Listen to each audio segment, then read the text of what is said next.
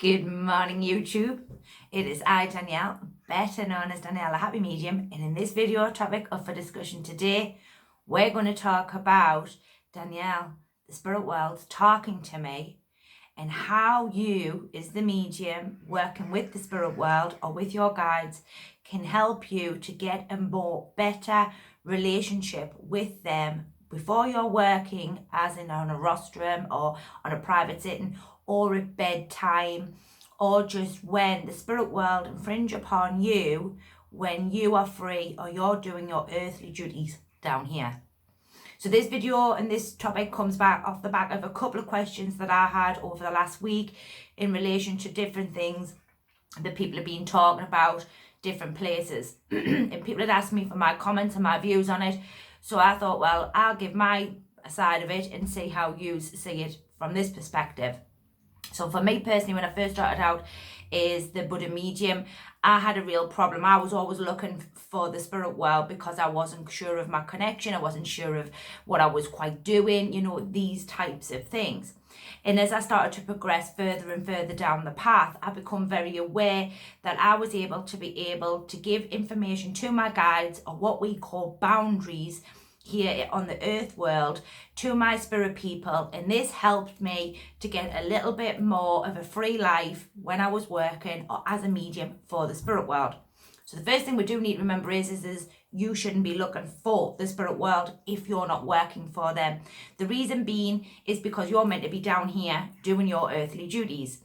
But we do from time to time have certain spirits excuse me, I've got a terrible voice, and I'm due live this evening as well, but I've got this terrible voice. What we have to remember is that some spirits are a little pushy, and what happens is they want to be heard before everybody else. The spirit world have no concept of time, so they don't quite understand all of that, if that makes sense. So what we need to do is as we're working for the spirit world, or for those who are the Buddha medium, first things first, make sure you're not looking for the spirit world, or try your very best not to. What happens is unfortunately, and I find this with lots of development and lots of workshops and lots of training courses I've done over this last year, most humans have an overthinking imagination, or they have an overthinking mind. And because of this, and because the spirit world works on a thought-based pattern, what we can do if we're not quite disciplined enough is walk ourselves over, which is a technique that I teach here on the channel.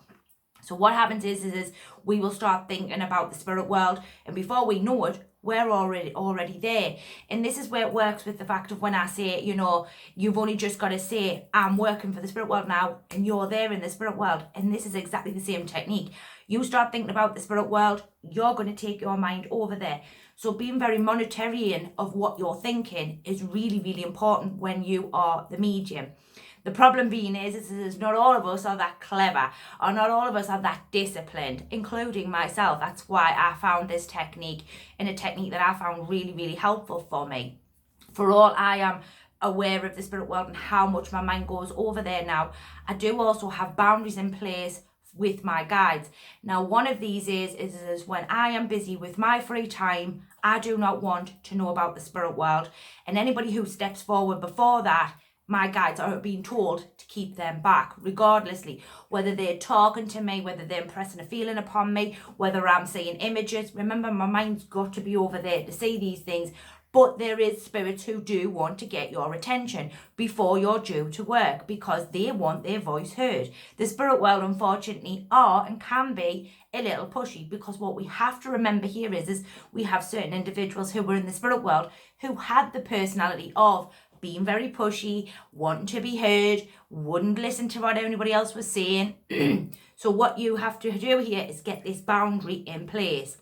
Now, if you don't mind going into the spirit world every 2 minutes and saying, get back, or shut up, but what happens there is it doesn't get rid of the spirit world. Now, you're going to look at me a bit weirdly and go, what do you mean by that, Danielle? Excuse me. What you have to think about here is we can ignore somebody all day long. We can ignore the spirit world. We can ignore what they're trying to show us. We can ignore what they're trying to tell us. But that doesn't mean they go away.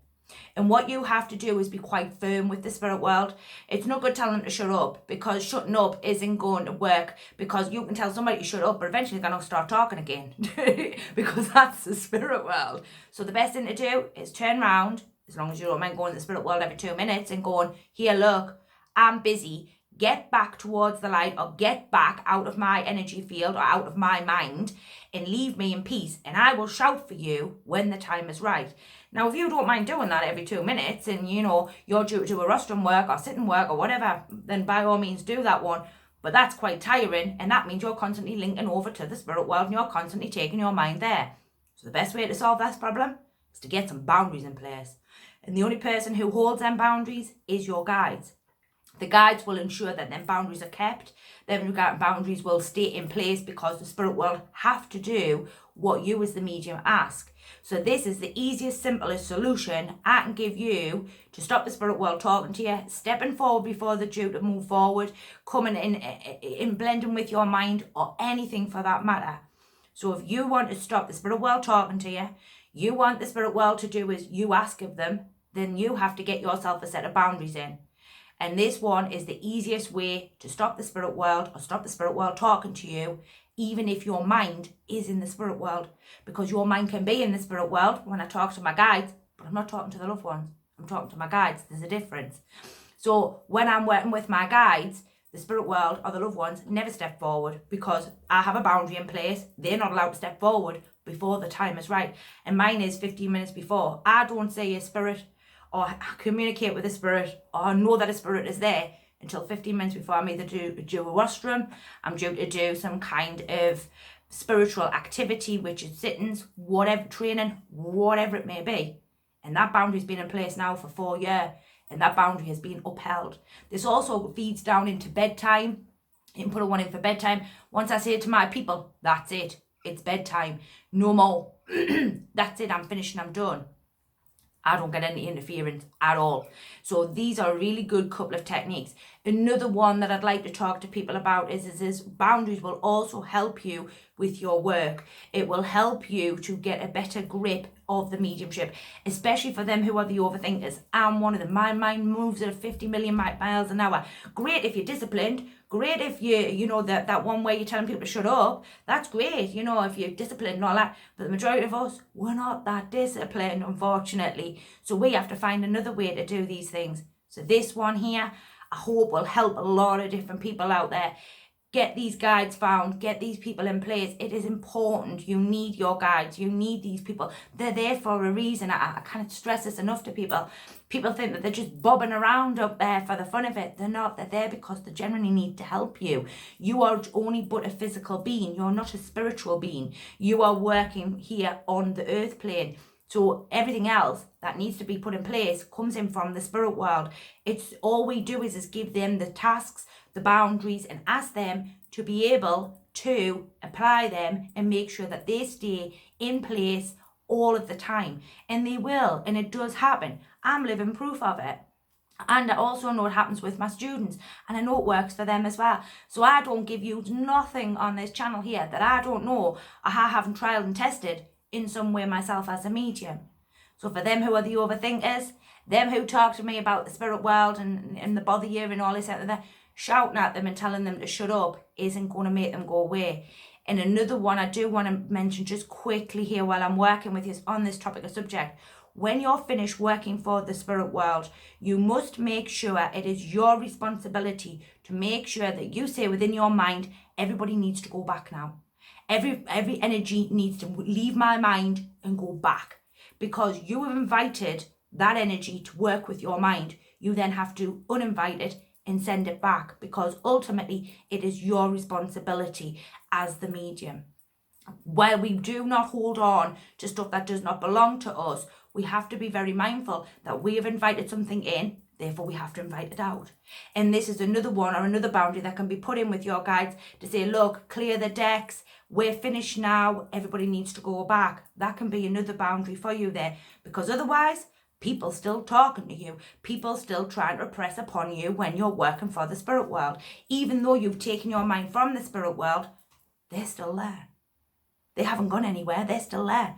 You can take your mind out the spirit world all day long. doesn't alter the fact that they're still there.